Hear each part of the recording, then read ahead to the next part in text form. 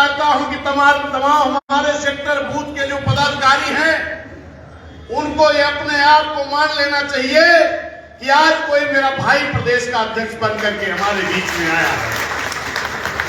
कार्यकर्ता ही ऊपर बहुजन समाज पार्टी आगे बढ़ाने का काम करती है। मैं कभी बूथ अध्यक्ष रहा तो कभी सेक्टर अध्यक्ष रहा, फिर भी जिले में जितने पद हैं लगभग उपाध्यक्ष, महासचिव, कोषाध्यक्ष, सलाहकार में रहा। पहले मंडल की कमेटी बनती थी तो मंडल में भी मैं महासचिव, जिला सचिव रहा, भाईचारा का रहा।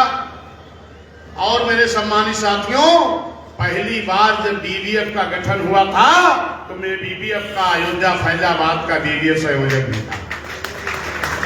उसके बाद 2008 में माननीय बहन जी ने राजस्थान प्रदेश मुझको भेजा, वहां पर लगभग 6 सीटें जीत करके उस वक्त आई थी। फिर उसके बाद 2007 में मैं आप लोगों के बीच में झांसी, चित्रकूट से लेकर के इलाहाबाद, मिर्जापुर, गोरखपुर, बनारस, इधर 10 मंडल में मैं सुरक्षित सीटों पर मीटिंगें करने का काम किया था। सेक्टर का काम शुरू हुआ तो फैजाबाद, देवीपाटन, बस्ती मंडल का मुख्य सेक्टर प्रभारी रहा। इलाहाबाद, मिर्जापुर, फैजाबाद मंडल का भी मैं मुख्य जोन प्रभारी रहा। और अभी 20 तारीख को माननीय बहन जी ने मुझे बुलाया और बहन जी ने कहा कि मैं तुम्हें उत्तर प्रदेश के अध्यक्ष के रूप में बनाना चाहती हूं और तुम्हें जाकर के जो पिछड़े समाज के लोग हैं उनके बीच में अपनी बात को रखना है और उनको बहुजन समाज पार्टी से जोड़ने का काम करना है। सम्मानित साथियों, मैंने कहा जी बहन जी, मैं 20 तारीख को, क्योंकि 20 तारीख को मेरा जन्मदिन भी था और 20 तारीख को 5:30-6 बजे जब बहन जी का ट्वीट आया तो 2 दिन तक तो मैं लगातार, तमाम मेरे साथी आपके इस मंडल से भी मुझको फोन किए थे और वो कहते थे कि साहब बड़ी देर से फोन लगा रहे हैं, बिजी जा रहा। मेरे सम्मानित साथियों, 2-3 दिन तक लगातार मेरा फोन नहीं बंद हुआ। जब स्विच ऑफ हो जाता था तो 10-5 मिनट के लिए बंद होता था, क्योंकि जब मैं काम करने जाता था मिर्जापुर, इलाहाबाद, फैजाबाद, देवीपाटन, बस्ती, आपके मंडल में तो मैं खाली सुरक्षित सीटों पे काम किया था। लेकिन उधर मैं जब काम करने जाता था तो अक्सर मैं सेक्टर बूथ तक मीटिंगें करा करता था। तो आज मैं देख रहा था कि साहब, मैं सेक्टर अध्यक्ष कोरांव विधानसभा से बोल रहा हूं, मैं विधानसभा सचिव बोल रहा हूं। मेरे सम्मानित साथियों, आज पूरे उत्तर प्रदेश में कार्यकर्ताओं का इतना हौसला बढ़ा है कि कोई मेरे बीच का आज उत्तर प्रदेश का अध्यक्ष बनकर के आने का काम किया। मेरे सम्मानित साथियों, मैं बहन जी का आभार प्रकट करना चाहता हूं और माननीय बहन जी को धन्यवाद दे रहा हूं, आभार प्रकट कर रहा हूं कि माननीय बहन जी, जिस कार्यकर्ता को आपने कार्यकर्ताओं के बीच में भेजा है, आज पूरे उत्तर प्रदेश का कार्यकर्ता अपने आप को प्रदेश अध्यक्ष समझकर काम पर लगा हुआ दिखाई पड़ रहा है। क्योंकि मेरे सम्मानित साथियों, 20 तारीख को माननीय बहन जी ने अध्यक्ष बनाया है, 23 तारीख को, 20 तारीख को शाम को बनाया गया, 21-22 मात्र 2 दिन में गैप किया था। 23 तारीख को पहला दौरा मैं अयोध्या मंडल का जब शुरू किया, लखनऊ से फैजाबाद अयोध्या की दूरी मात्र 120 किलोमीटर, लेकिन वहां से जब मैं चला तो 9:30 बजे चला हूं साथियों, और फैजाबाद में मैं आकर के 3 बजे पहुंच पाया। इतना प्यार दुलार कार्यकर्ताओं ने दिया, इतना उत्साह कार्यकर्ताओं में रहा। उसके बाद 24 तारीख को मैं देवीपाटन मंडल में रहा, फिर आपके 25 तारीख बस्ती मंडल में भी रहा और आज 26 तारीख मैं आपके बीच में आया हूं। आज भी मैं देख रहा हूं कि बस्ती से ही तमाम कार्यकर्ता हमारे प्यार मोहब्बत देने के लिए, आशीर्वाद देने के लिए पूरे रोड पर यहां से लेकर के बस्ती तक नजर आ रहे थे। निश्चित है कि बहुजन समाज पार्टी के कार्यकर्ताओं में एक बड़ा जोश देखने को मिल रहा है। और यहाँ पर जब मैं पहुंचा हूँ, लगभग कई हजार की संख्या में लोग रोड के बाहर, यहाँ तो आप कम लोग बैठे हो, इससे ज्यादा तो रोड के बाहर लोग घूम रहे हैं, क्योंकि जितने कार्यक्रम अभी तक मेरे हुए हैं हर जगह मैंने देखा है कि कुर्सियां वहां पर जितने लोग थे उसकी 25% भी नहीं थी। आज यहां भी संख्या तो बहुत बड़ी दिखाई पड़ रही है, लेकिन इससे ज्यादा बड़ा हाल भी नहीं मिल सकता है, क्योंकि हाल भी मैंने देखा कि बस्ती में भी जो सबसे बड़ा हाल था वहां कार्यक्रम किया गया था। मेरे सम्मानित साथियों, मैं अब आता हूं आपकी मुख्य बात पर। सम्मानित साथियों, इस देश में डॉक्टर बी.आर. अम्बेडकर साहब ने, भैया आवाज मत करिए भाऊ।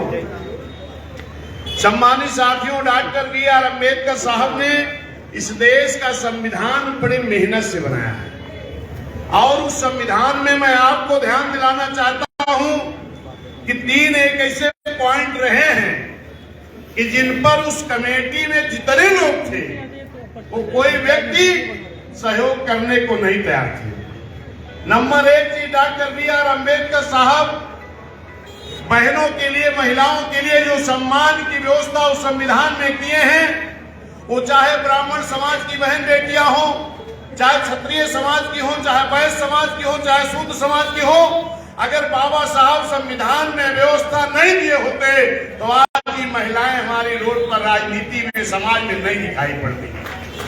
दूसरी चीज मेरे सम्मानित साथियों, वोट का अधिकार। Doctor B R. अम्बेडकर साहब ने इस देश में रहने वाले सभी जाति धर्म के समाज के लोगों को बराबर का वोट का अधिकार दिया है। बाकी जितने लोग उस कमेटी में रहे हैं उन सारे लोगों की मंशा थी कि सबको वोट का अधिकार ना दिया जाए। वोट का अधिकार किसको दिया जाए?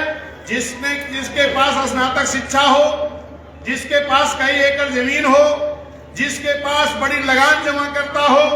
मेरे सम्मानित साथियों, अगर उस आधार पर वोट का अधिकार दिया गया होता तो यहाँ जितने लोग बैठे हैं इनमें किसी को वोट का अधिकार नहीं मिला होता। ना उस वक्त हमारे पास स्नातक शिक्षा थी, ना बड़ी जमीन थी, ना हम बड़ी लगान जमा करते थे। लेकिन डॉक्टर बी.आर. अम्बेडकर साहब ने कहा कि नहीं, अब रानी के पेट से राजा नहीं पैदा होगा, वोट से राजा पैदा होगा। तो वोट का अधिकार सभी जाति धर्म समाज के लोगों को बराबर का देने का काम किया जाएगा। मेरे सम्मानित साथियों, तब जाकर के सभी लोगों को वोट का अधिकार मिला। और तीसरा पॉइंट है आरक्षण। पांडला भैया वहां बैठे हो। सम्मानित साथियों,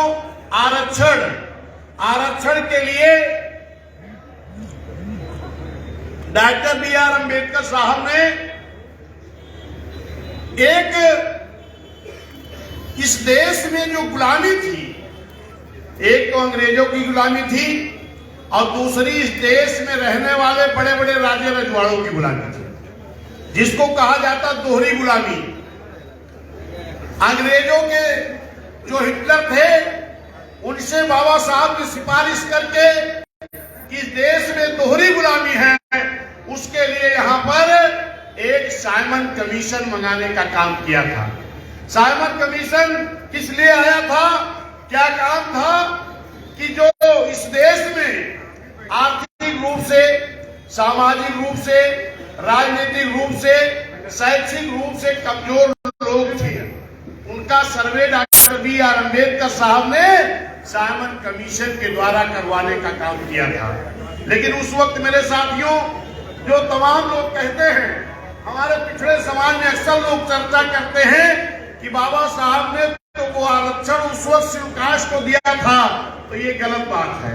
उस वक्त बाबा साहब ने किसी जाति के लिए साइमन कमीशन की सिफारिश नहीं कराई थी।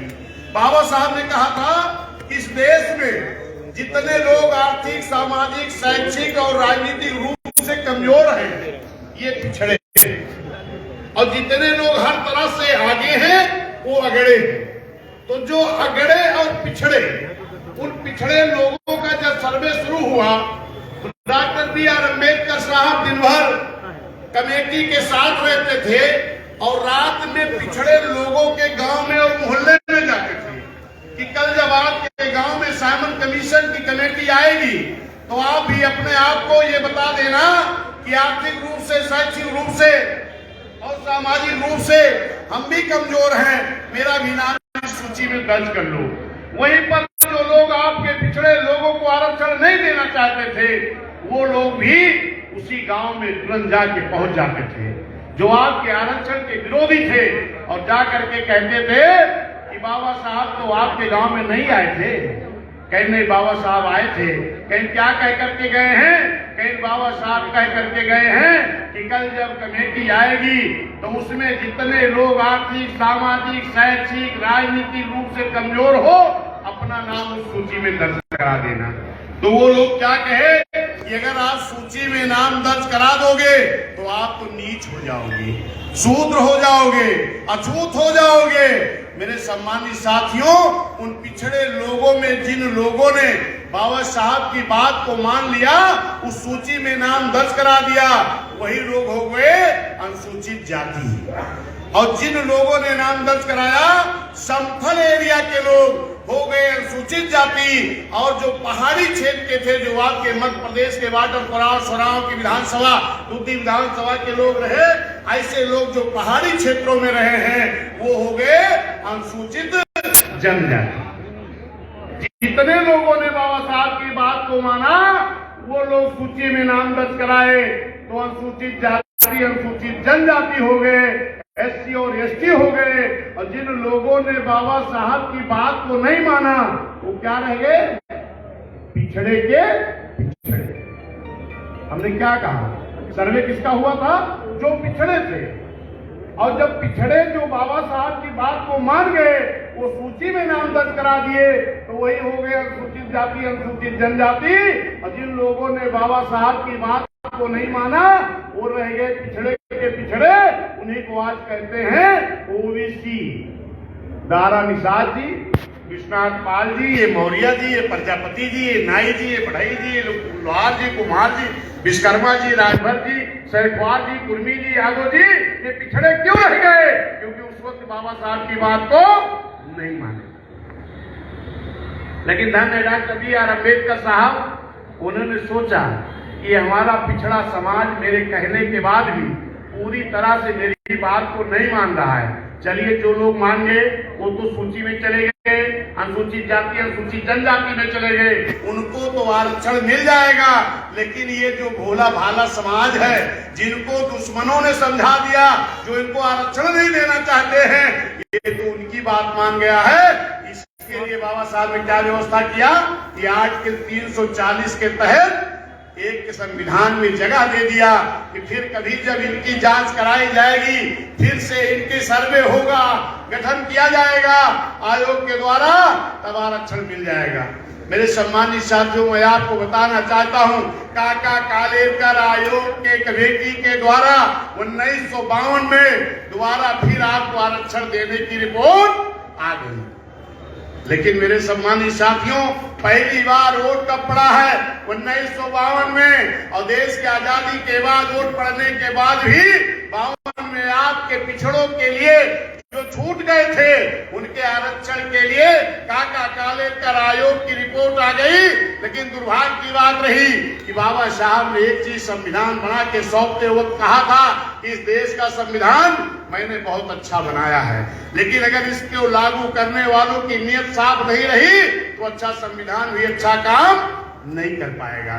सम्मानित साथियों, वही बात आई कि संविधान में आर्टिकल 340 के तहत व्यवस्था तो रही है, लेकिन इस देश के जो संविधान को लागू करने वाले लोग रहे हैं, उन लोगों ने पिछड़ों को काका कालेलकर आयोग आने के बाद भी, रिपोर्ट आने के बाद भी आरक्षण नहीं दिया गया। कुछ नेता लोग कुछ दबी जुबान से 77 में उस बात को उठाई गई, तो जो उस वक्त इस देश के प्रधानमंत्री थे, उन्होंने कहा ये रिपोर्ट तो पुरानी हो गई है, इस रिपोर्ट के आधार पर अब आरक्षण पिछड़ों को नहीं दिया जा सकता है। फिर से मंडल कमीशन की आयोग बना और मंडल कमीशन ने भी सर्वे करके, जांच करके पिछड़ों को आरक्षण देने के लिए फिर रिपोर्ट आपकी आकर के 78 में सौंप दी जाती है। फिर भी इस देश के जिन लोग इस देश की हुकूमत चला रहे थे, उन लोगों ने फिर पिछड़ों को आरक्षण नहीं दिया। लेकिन धन्य मानवर कांसी राम साहब मान्या बहन जी जब बहुजन समाज पार्टी बनाए, तो मानवर कांसी राम मान्या बहन जी ने कहा, साहब ने कहा कि पिछड़ों की लड़ाई मैं लड़ूंगा।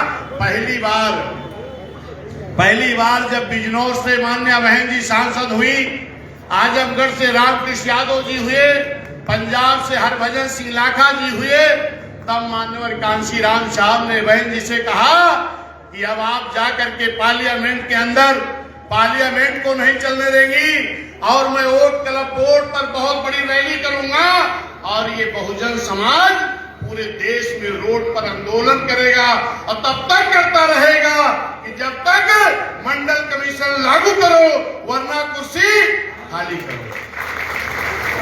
क्या इसके पहले मैं आपसे एक सवाल कर रहा हूं कि देश की आजादी के बाद 1952 से वोट पड़ना शुरू हुआ। आप तो तमाम दल के लोग पिछड़ों के हितैषी हैं। क्या मेरे सम्मानित साथियों, पिछड़े समाज में नेता नहीं थे? कि शेड्यूल कास्ट में कोई ऐसा नेता नहीं था? क्या इस देश में कोई ऐसा नेता नहीं था कि जो मजबूती के साथ आपके आरक्षण लागू कराने की बात करता? कोई नहीं था। धन्य मानवर कांशीराम साहब मान्या बहन जी कि जब 89 में बहन जी सांसद हुई, पार्लियामेंट के अंदर बहन जी ने जब पार्लियामेंट रोकने का काम किया, माननीय साहब वोट क्लब बोर्ड पर रैली शुरू किए और पूरे बहुजन समाज के लोग जब आंदोलन शुरू किए और उसी आंदोलन में मेरे साथियों इसी गाजीपुर में शेड्यूल कास्ट समाज के हमारे पांच शेड्यूल कास्ट के बेटों को दिन दहाड़े गोलियों से भून दिया गया था, क्योंकि पिछड़ों के लिए मंडल कमीशन लागू कराने की बात के लिए लड़ाई लड़ रहे थे। मेरे सम्मानित साथियों, उस वक्त भी पूरा पिछड़ा समाज हमारा माननीय साहब और बहन जी के साथ नहीं खड़ा हुआ। लेकिन जब इस चीज को चौधरी देवीलाल चौटाला जी जो इस देश के उप प्रधानमंत्री थे, वो जाकर के माननीय कांशीराम साहब के पास पहुंचते हैं वोट क्लब बोर्ड पर और कहते हैं, माननीय कांशीराम साहब आपको बहुत बहुत धन्यवाद कि आप शेड्यूल कास्ट के समाज में जन्मे, इसके बाद आप पिछड़ों के लिए इतनी बड़ी लड़ाई लड़ रहे हो। माननीय साहब ने कहा आप तो ओबीसी समाज में पैदा हुए हो, आप मुझे धन्यवाद मत दो, आप मेरे साथ इस आंदोलन में खड़े हो जाओ, निश्चित है कि पिछड़ों का आरक्षण लागू हो जाएगा।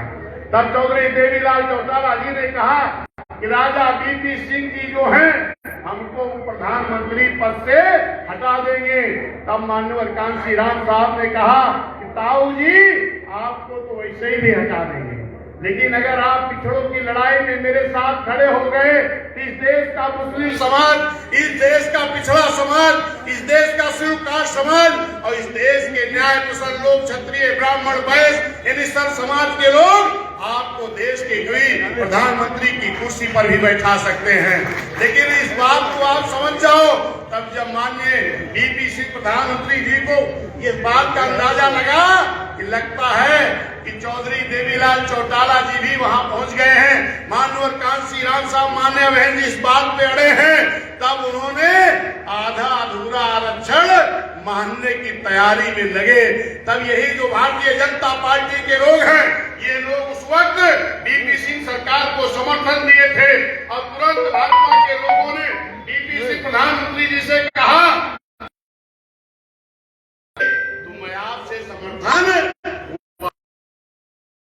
पिछड़े समाज के लोग आज अपनी पार्टी मान करके बैठे हैं। बहुत बड़ा धोखा आपके साथ हुआ था और आज भी धोखा हो रहा है। मेरे सम्मानित साथियों, जब ये पिछड़े समाज के लोगों की जब बात आई सामने कि आरक्षण की बात के लिए, तब माननीय कांशीराम साहब से बीपी सिंह जी ने कहा कि जो भी शर्त रखना हो रख दो, लेकिन आप हमें अपने सांसदों का समर्थन दे दो, वरना मेरी सरकार गिर जाएगी। तब माननीय कांशीराम साहब ने कहा शर्त तो रहेगी, लेकिन आपकी नहीं मेरी शर्त रहेगी। जिन्होंने इस देश का संविधान बनाया और उसके बाद भी आज तक इस देश में उनको भारत रत्न की उपाधि नहीं दी गई।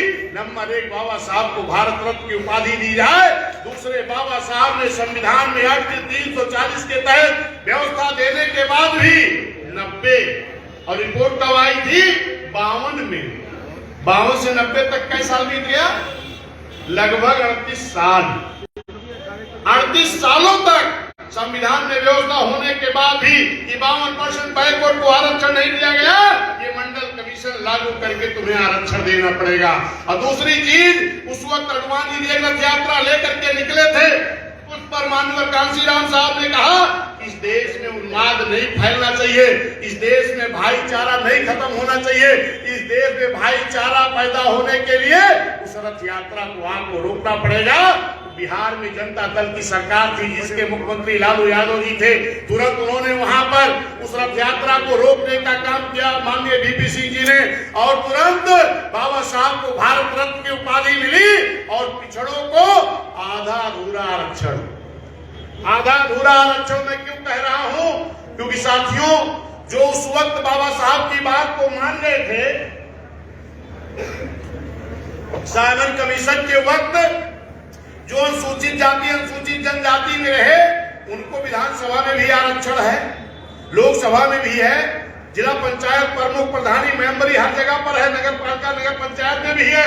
लेकिन पिछड़े समाज के लोगों, आपका जब माननीय साहब मान्य बहन जी के दबाव में, बहुजन समाज पार्टी के दबाव में जब आरक्षण मिला तो वो भी, क्योंकि पिछड़ा हमारा अगर पूरा खड़ा हो गया होता उस वक्त माननीय साहब के साथ बहन जी के साथ, तो पूरा आरक्षण लागू हो जाता। अब आप जानते हैं कि आपका आरक्षण गांव में प्रधानी में है, मेंबरी में है, बीडीसी में है, जिला पंचायत सदस्य में है, प्रमुखी में है, अध्यक्षी में है, चेयरमैनी में है, महानगर पालिका में भी है, वार्ड में भी है और जिला पंचायत अध्यक्ष में भी है। लेकिन क्या पिछड़ों का आरक्षण विधानसभा में है, लोकसभा में है? जहां पर बाबा साहब के संविधान के बारे में अपनी बात रख करके उस संविधान में अपना हक अधिकार ले सकते हो, वहां आज भी पिछड़ो 75-76 साल के बाद भी आपका आरक्षण नहीं मिला है। और अगर ये संभव है तो ये तब संभव होगा जब इस देश के हुक्मरान बहुजन समाज पार्टी को वापस आएंगे।